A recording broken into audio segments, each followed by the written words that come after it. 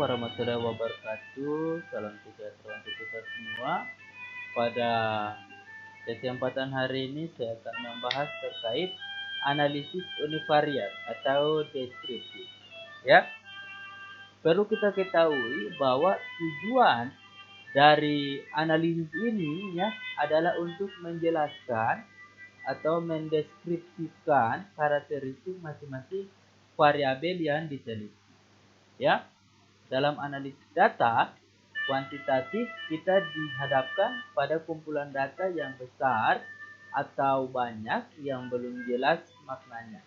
Nah, fungsi analisis sebetulnya adalah menyederhanakan ya atau meringkas kumpulan data hasil pengukuran sedemikian rupa sehingga kumpulan data tersebut berubah menjadi informasi yang berguna. Ya. Nah, pada kesempatan hari ini kita akan belajar terkait peringkasan data numerik ya, kemudian peringkasan data kategori dan bentuk penyajian data. Ya. Nah, kita lihat yang pertama ya. Peringkasan data numerik. Ya, kita lihat ada min, median, mode atau modi. Ya, min merupakan ukuran rata-rata yang merupakan hasil dari jumlah semua nilai pengukuran dibagi ya oleh banyaknya. Ya, nah saya kasih rumus sederhana ini X sama dengan sigma XI bagi N. Ya. Nah, kita lihat, saya kasih contoh. Ya. Ada 5 pasien. Saya mau mengukur lama hari rawatnya. Ya, yang pertama 1 hari, 3 hari, 4 hari, 2 hari, 90 hari. Nah, berapa nilai minnya? Ya, otomatis 1 ditambah dengan 3 ditambah dengan 4 ditambah dengan 2 ditambah 90 bagi 5 pasien sama dengan 20 hari. Ya, bisa mengerti untuk min ya. Sekarang yang median merupakan nilai di mana setengah banyaknya pengamatan mempunyai nilai di bawahnya dan setengahnya lagi mempunyai nilai di atas. Ya, saya kasih contoh. Ya, ada 6 mahasiswa. Umurnya ya 20 tahun, 26 tahun, 24 tahun, 30 tahun, 40 tahun, 36 tahun. Jika diurutkan maka 20, 24, 26, 30, 36, 40. Ya, rumusnya N tambah 2 ya dibagi 2 untuk mencari posisi media. Maka 6 ditambah dengan 1 dibagi 2. Dapatnya 3,5.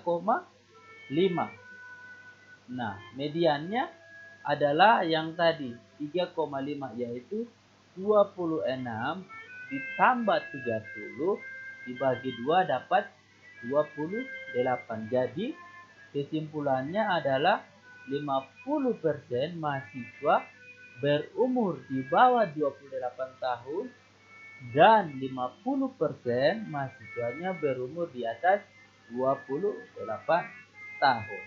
Kita lihat yang berikut. Mode atau modus merupakan nilai pengamatan yang mempunyai frekuensi atau jumlah terbanyak. Nah, saya kasih contoh misalnya. Mode data umur mahasiswa. Ada 18 tahun, ada 22 tahun, 21 tahun, 20 tahun, 23 tahun, 26. 20 atau 26. 20. Nah, dari data tersebut berarti modenya adalah 20 ya. Karena 20 yang terbanyak. Ya. Bisa dipahami? Kita lanjut. Nah, peringkasan data kategori. Ya. Pada data kategori, peringkasan data hanya menggunakan distribusi frekuensi dengan ukuran persentase atau proporsi.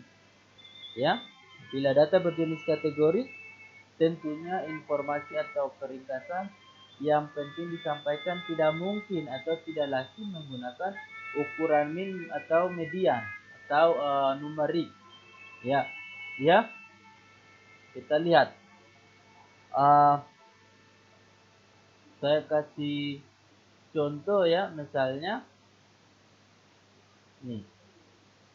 Saya kasih contoh, misalnya kelas A mahasiswanya 50 dan mahasiswinya 50. Kelas B mahasiswanya 90, mahasiswinya 10. Otomatis kesimpulannya adalah pada kelas A jenis kelamin mahasiswa bervariasi atau heterogen karena 50%-nya pria, 50%-nya wanita.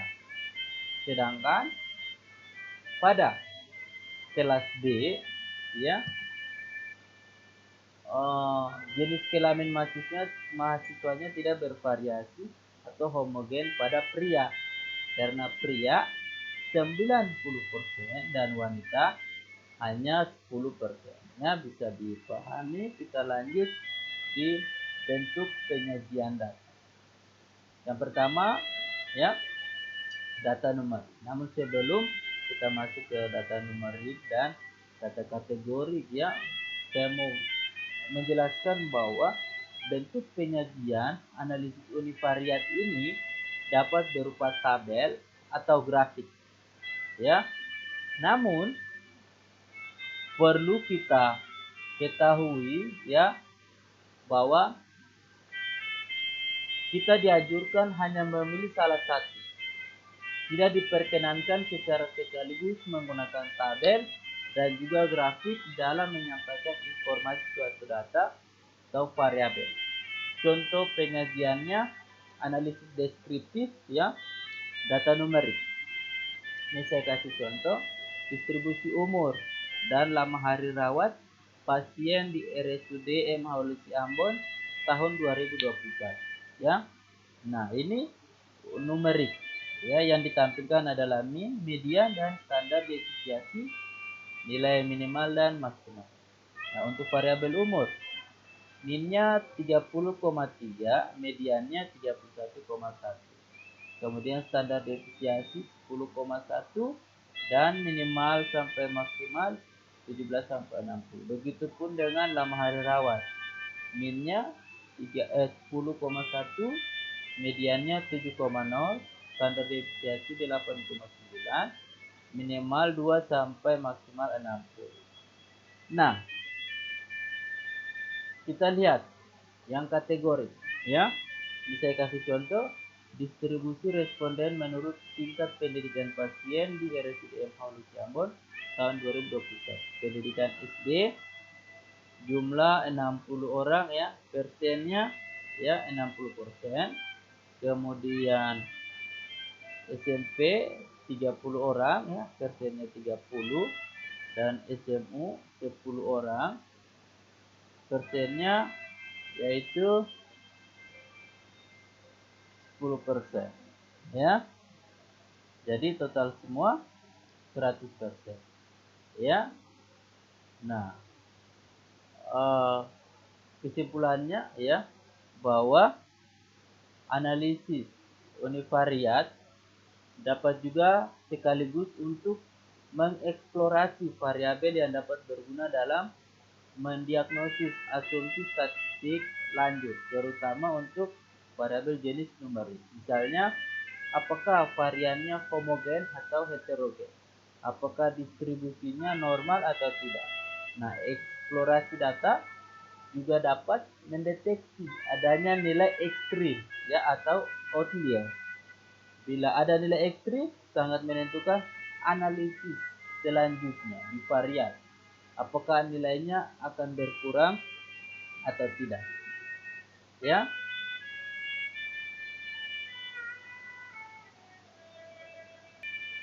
Nah, sekarang saya akan mempraktikkan ya cara melakukan analisis univariat dengan SPSS. Ya, saya tegaskan bahwa tujuan analisis ini univariat ini atau deskriptif ini yaitu untuk mendeskripsikan karakteristik variabel masing-masing variabel yang diteliti. Ya, untuk data yang numerik digunakan nilai min atau rata-rata, median, standar deviasi dan lain-lain. Sedangkan untuk data kategori tentunya hanya dapat menjelaskan angka atau nilai jumlah dan presentasi masing-masing kelompok. Ya, berikut ini akan saya ajarkan cara bagaimana analisis ya univariat atau deskriptif. Ya, dimulai untuk variabel kategori dulu. Ya, sebagai latihan. Ya, ini sudah saya buat ya. Nah, untuk variabel kategori saya gunakan pendidikan. Ya, variabel pendidikan. Dan dilanjutkan dengan variabel numerik saya gunakan variabel umum. Ya, bisa dipahami. Nah, selanjutnya langkah-langkahnya yaitu saya buat yang kategori dulu, analyze ya, kemudian deskriptif, kemudian frekuensi. Ya, karena saya mau menggunakan pendidikan, maka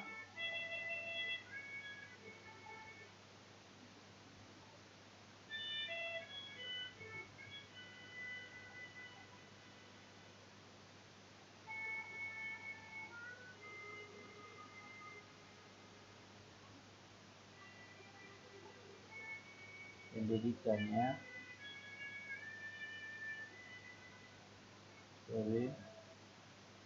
berarti analyze ya, deskriptif, frekuensi, lalu pendidikan ya. Ini sudah ada, dikembalikan ulang ya, klik kita sorot ke variabel ya, lalu kita tinggal oke. Ini untuk kategori. Nah, kita lihat aja. Nah, hasilnya seperti ini ya. Jadi tampilannya yaitu SD 10 orang ya, kemudian persennya 20,0 ya, kemudian valid persennya, kemudian ada kumulatif ya. Nah, SMP ada 11 orang, persennya atau proporsinya 20,0%. Kemudian SMA ada 16 ya. Kemudian untuk perguruan tinggi ada 13 ya, bisa dipahami. Nah, sekarang bagaimana kita menginterpretasi ya. Jadi interpretasinya adalah distribusi berdasarkan tingkat pendidikan responden hampir merata untuk masing-masing tingkat pendidikan ya. Paling banyak responden berpendidikan SMA yaitu 16 orang dalam kurung ya 32%. Kemudian pendidikan SD, SMP dan perguruan tinggi masing-masing 20%, 22% dan 26%. Ya. Sekarang kita lakukan yang numerik. Ya. Ingat kita menggunakan yang umum. Ya, umum. Sekarang kita analyze deskripsi, statistik, frekuensi umum. Nah, umur. Ingat umur. Ya. Nah, tadi bahwa yang dimasukkan adalah min, ya, berarti kita klik di statistik, ya, min, ya, kemudian median, kemudian mode, standar deviasi, ya, maksimum, minimum, dan SE-nya. Kalau sudah, ya, kita klik continue, ya, kemudian kita klik di card. Card kita klik yang histogram, ya, kita mau lihat kurva. Sudah, kita continue, ya, lalu kita oke. Nah, ini datanya. Statistiknya. Minnya 20,10, standar error atau SE-nya, ya, itu 0,686, mediannya 24,00, modenya 19, standar deviasi 4,850, minimumnya, ya, 19 sampai maksimalnya 35. Kita pastikan 19 sampai dengan 35. Nah, kalau begitu, ya, kita lihat untuk histogram. Nah, ini histogram, ya. Nah, histogramnya dari data di atas ini, maka nilai rata-rata dilihat pada baris min, ya. Sedangkan untuk nilai standar deviasi, ya, kita lihat pada baris standar deviasi. Ya, contohnya nilai rata-rata yaitu tadi 25,10, mediannya 24,0, ya, sampai seterusnya. Nah, distribusi frekuensi ditampilkan menurut umur termuda, ya, sampai dengan umur tertua. Ini, ya. Nah, itu distribusi data dapat diketahui dari grafik, histogram, dan kurva normalnya. Ya, dari tampilan grafik dapat dilihat bahwa distribusi variabel umur, ya, berbentuk normal, ya. Nah, namun, ya, dari hasil ini di atas ini, ya, belum diperoleh informasi estimasi interval yang penting untuk melakukan estimasi parameter populasi. Ya, jika kita ingin melakukan estimasi interval, maka kita lakukan analisis eksplorasi data dengan explore, ya. Kita lihat yang pertama, kita analyze, ya, kemudian kita deskripsi statistik, kita explore. Nah, karena kita ingin melihat umur, ya, otomatis kita kasih masuk di dependent list dengan variabel umur, dependent list. Nah, sedangkan kotak faktor list, ya, dan juga label chart ini kita kasih kosong saja, ya. Kemudian kita klik di plot. Nah, kita klik untuk normality plot detail. Kita akan melihat normalitas datanya. Kita oke. Ya, kalau sudah, ya, kita tinggal oke saja. Nah, ini datanya. Kita lihat. Nah, ini dia hasilnya untuk deskripsi, ya, untuk test of normality, ya, 0 untuk Kolmogorov Smirnov 0,035, sedangkan Sampirov 0,02, ya. Nah, ini untuk kurvanya ya, untuk kurva ya. Nah, bagaimana cara melihat uji normalitas ya? Ada 3, perlu kita ketahui, saya tegaskan bahwa ada 3 ya. Yang pertama, dilihat dari grafik histogram dan kurva. Nah, histogram kalau bentuknya menyerupai bell shape ya, berarti berdistribusi normal ya. Nah, ini bell shape. Nah, ini bell ini ya.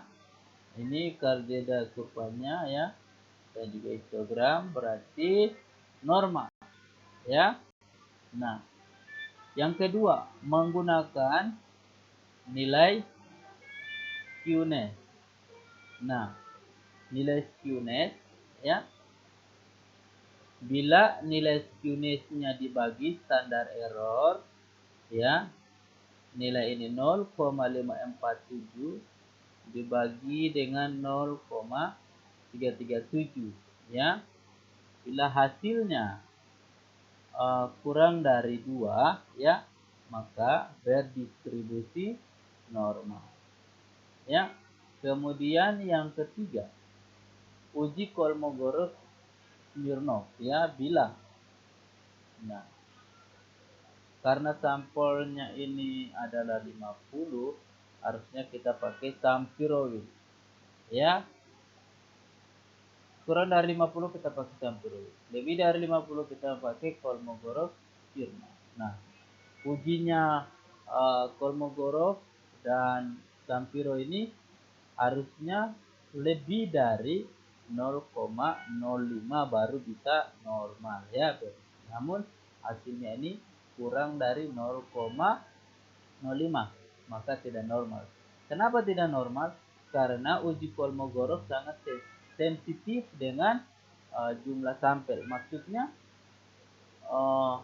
untuk jumlah sampel yang besar ya, uji Kolmogorov cenderung menghasilkan uji yang signifikan, yang artinya bentuk distribusinya tidak normal. Nah, atas dasar kelemahan ini, saya mau mengajurkan ya kepada kita untuk mengetahui kenormalan suatu data yang lebih baik, yang valid ya, yaitu menggunakan angka skewness atau melihat grafik histogram dan kurva. Nah, ini kita bisa pakai data melihat histogram dan kurvanya. Dan yang paling bagus itu kita menggunakan nilai skewness.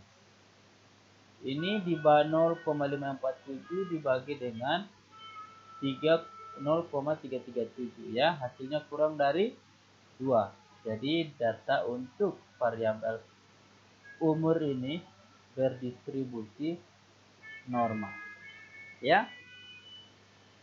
Bisa dipahami ya terkait analisis data ya, variat yang sudah saya lakukan, yaitu untuk kategorinya saya pakai variabel pendidikan, dan untuk numeriknya saya pakai umur. Dan juga kita sudah melakukan uji normalitas data dengan melihat dari hasil histogram dan kurva dan juga nilai skewness-nya, serta hasil uji normality test dengan menggunakan Kolmogorov-Smirnov dan Sampirovic ya.